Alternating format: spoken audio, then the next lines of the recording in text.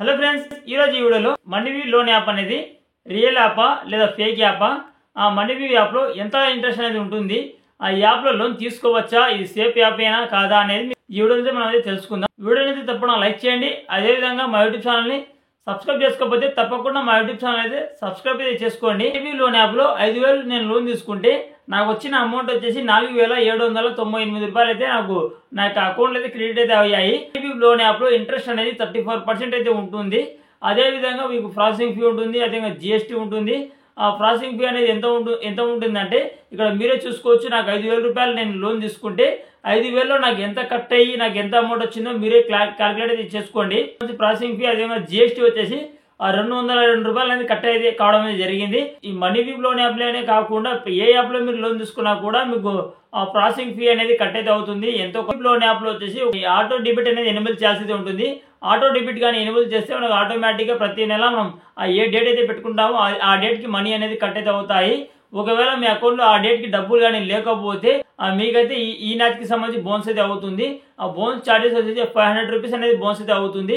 Minimum 500 rupees పైన మీకైతే bonus అయితే అవుతుంది.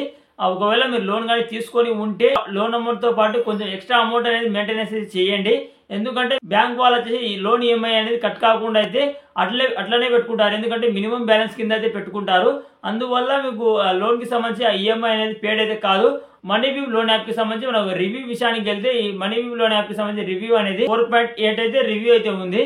ఆ యాప్ అనే రివ్యూ అనేది చాలా మంచిగానే ఉంది. లోన్ యాప్స్లో కొంచెం జాగ్రత్తగా ఉండాలి. ఈ మనీవి పే కాకుండా మనం చాలా యాప్స్ ఉంటాయి కదా లోన్కి సంబంధించి.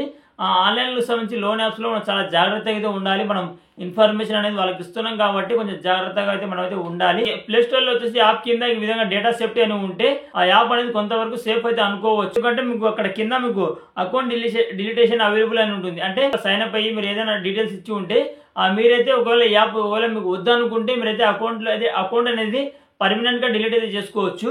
అదేవిధంగా యాప్ అనేది data is encrypted in transit, అంటే యాప్ సేఫ్గా ఉంటుంది.